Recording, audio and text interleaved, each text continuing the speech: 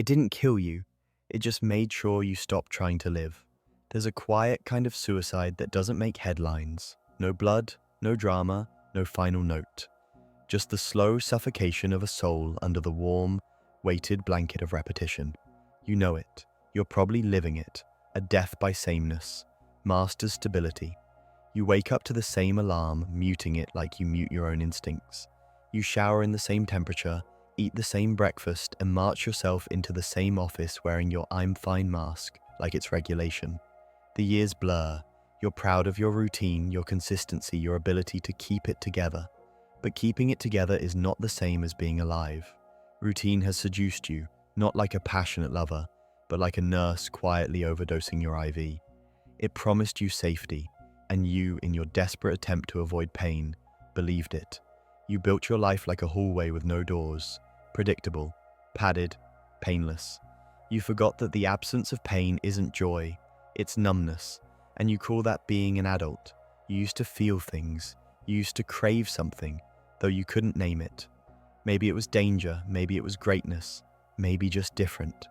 Now, you crave nothing, except maybe sleep or silence. You've been drugged by comfort, high on autopilot, and no one told you there's no high quite as deadly as routine done too well. People don't resist change, they resist loss. That's what psychologists say. You didn't fear growing, you feared losing the illusion of control. So you gave up possibility for certainty. You sold the chaos of becoming for the dull safety of being the same, every day, forever. What you didn't realize was that you were making a trade, and like all trades, there was a price. Routine costs you your edge, your hunger, your curiosity, your chaos, the very chaos that made you human. You call it peace, but it's just sedation. You've been lulled into stillness like a lion locked in a zoo, clean, fed, and utterly destroyed. The world loves people like you. You make excellent employees, excellent citizens, reliable, predictable, replaceable. People who don't ask too many questions, people who work, buy, nod, and repeat. And so you go on. Clocks in your chest, deadlines in your veins, 5-year plans strangling your impulses. Your dreams now look like spreadsheets, and your passions have expiration dates. What happened to you? Where did the fire go? The one that made you stay up at 3 a.m. to write something no one would read. The one that dared you to quit, to leave, to leap. You buried it, didn't you? Said, it's not realistic. Said, maybe when I'm older. Said, this is just how life is. But here's the ugly truth. Life isn't supposed to feel like this. You weren't meant to be a machine in khakis. You weren't born to live the same Tuesday until your funeral. That low-level dread you feel every Sunday night. That creeping ache in your chest. That's your soul banging on the walls, reminding you that you weren't made for this treadmill dressed as a timeline. Now here's the twist. The part you won't like.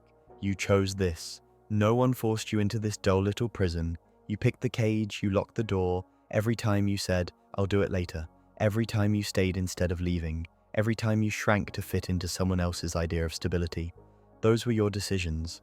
Little betrayals disguised as wisdom. You didn't lose your spark, you abandoned it. Silently, repeatedly, until it stopped knocking. But here's the final cruelty.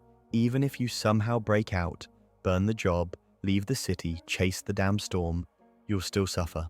That's the punchline. Routine doesn't spare you pain, it just delays it, postpones it, until regret starts chewing on your insides in the dark hours, whispering about what could have been, and you will regret, always, no matter what.